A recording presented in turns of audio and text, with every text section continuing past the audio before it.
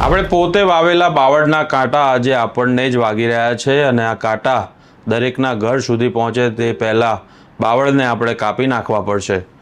અત્યારે આપણે વાત કરી રહ્યા છીએ વિક્રમ મિશ્રીની, જે છેલ્લે આપણે ઓપરેશન સિંદૂર જોયું અને પ્રેસ કોન્ફરન્સમાં બે મહિલા ઓફિસરોની વચ્ચે જ્યારે એઝ અ ફોરેન સેક્રેટરી તે પોતાના નિવેદન આપી રહ્યા હતા.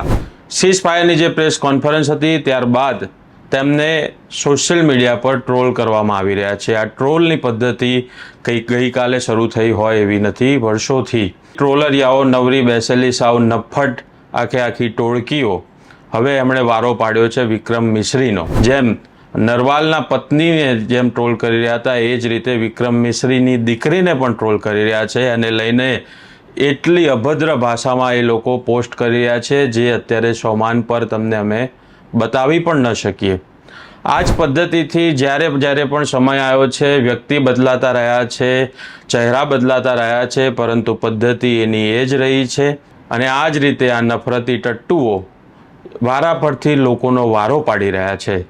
તો સામે ઘણા સેન્સિબલ લોકો પણ આવ્યા છે જેમણે કહ્યું છે કે શું આપણે દેશની કોઈ દીકરીને પ્રોટેક્ટ કરવામાં અસમર્થ રહ્યા છીએ. મોહમ્મદ જુબેર જે ઓલ્ટ ન્યૂઝના પત્રકાર છે તેમણે પણ આ અંગે ઘણી પોસ્ટ કરી છે. આ પ્રકારના સેન્સિબલ લોકોમાં આપણે સામેલ થઈએ એ આપણી જવાબદારી છે. તો વિક્રમ મિશ્રી જે 1989ની બેચના અધિકારી છે, તેમણે અલગ અલગ દેશોમાં એઝ અ ફોરેન સેક્રેટરી તેમની જવાબદારી નિભાવી છે. છેલ્લા કેટલાય સમયથી આપણે પ્રેસ કોન્ફરન્સમાં તેમને જોતા આવ્યા છે. તો આ નફરતી ટટ્ટુઓ એટલા હદે પહોંચી ચૂક્યા કે વિક્રમ મિશ્રી જેવા અધિકારીએ પણ પોતાનું ટ્વિટર એકાઉન્ટ લોક કરવું પડ્યું.